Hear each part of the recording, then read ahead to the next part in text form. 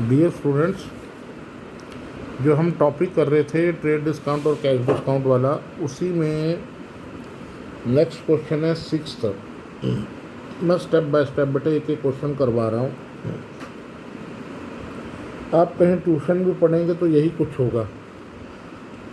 तो आपको step by step जब दो दो तीन तीन क्वेश्चन डेली करवा रहा हूँ, उसको फॉलो करते रहो आप बस।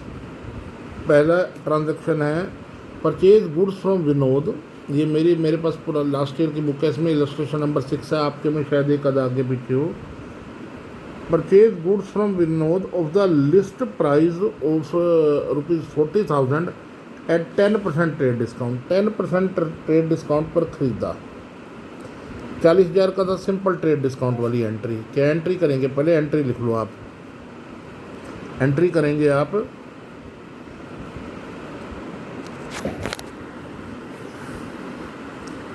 Purchase account debit.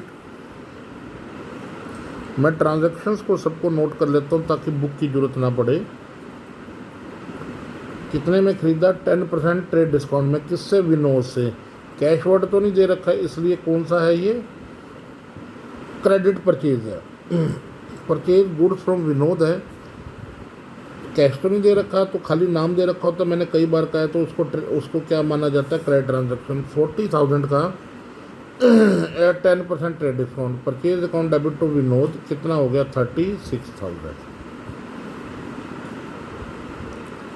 36,000, ठीक है।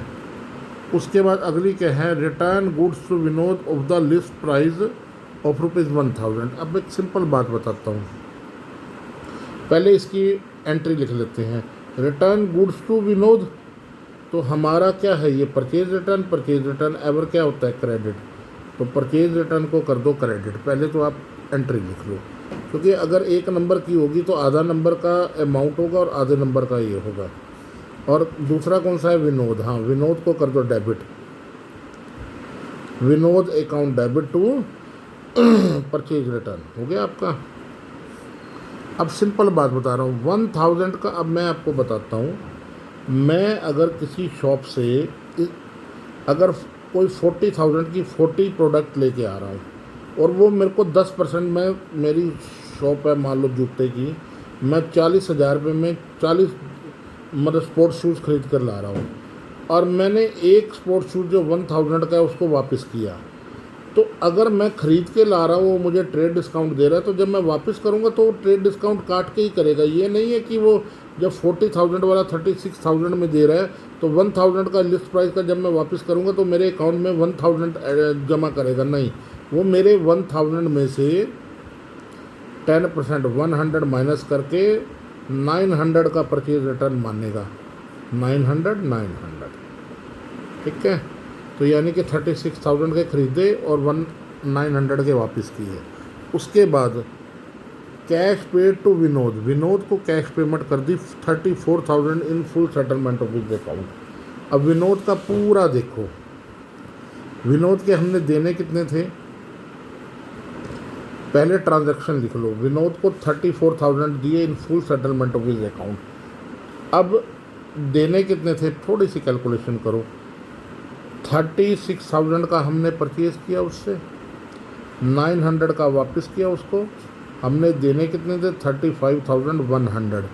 अब इसमें से हमने दिए कितने? 34,000 फुल सेटलमेंट में, यानी कि 35,100 रुपये देने थे और 34,000 रुपये में फुल सेटलमेंट कर दी, तो उसने 1,100 रुपये हमने उसको कम दिए। ये 1,100 रुपये क्या होगा? डिस्काउंट। ज़रूरी नहीं कि हर बार ट्रेड डिस्काउंट और कैश डिस्काउंट वाली परसेंटेज बना के दिखाएगा, ये भी एक तरीका है। तो हम क्या करेंगे? हमारा कैश जा रहा है तो कैश को करेंगे क्रेडिट। मैंने आपको पहले भी बोला कैश जाएगा तो कैश को क्रेडिट करेंगे क्रेडिट। अब अगर कैश क्रेडिट है तो डिस्काउंट भी क्या होगा? क्रेडिट। और किसको डेबिट कर दोगे? विनोद को, जिसके साथ आपकी ट्रांजैक्शन चल रही है। Vinod account debit. विनोद को कितना देना था आपने? 35,100। डिस्काउंट उसको 1,100। कैश कितना हो गया? 34,000। ये आपके ट्रांजैक्शन पूरी हो गई। तो ये आपका क्वेश्चन कंप्लीट हो गया।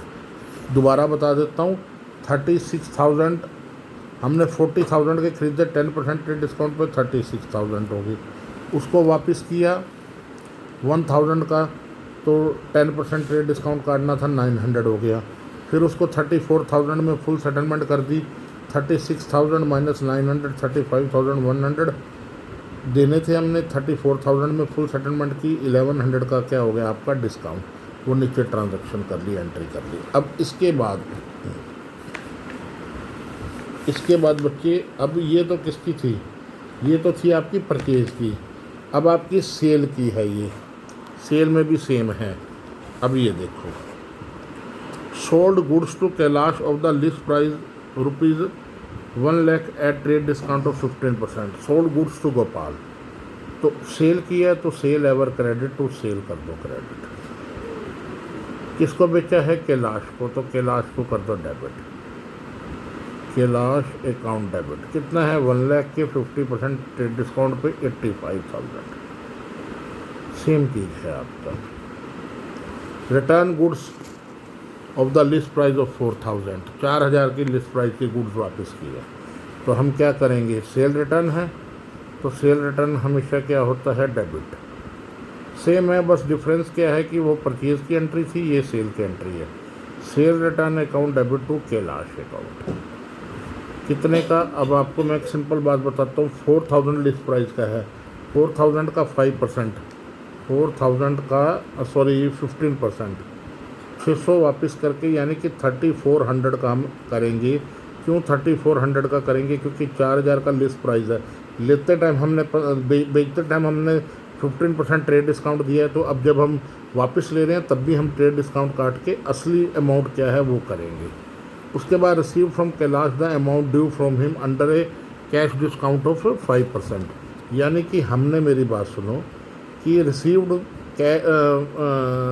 From Kailash the amount due from him under A cash discount. अब यहाँ पर सिंपल है, रिसीव्ड है तो कैश अकाउंट डेबिट है, क्योंकि कैश आ रहा है। अब कैश डेबिट है तो डिस्काउंट भी क्या हो जाएगा, डेबिट।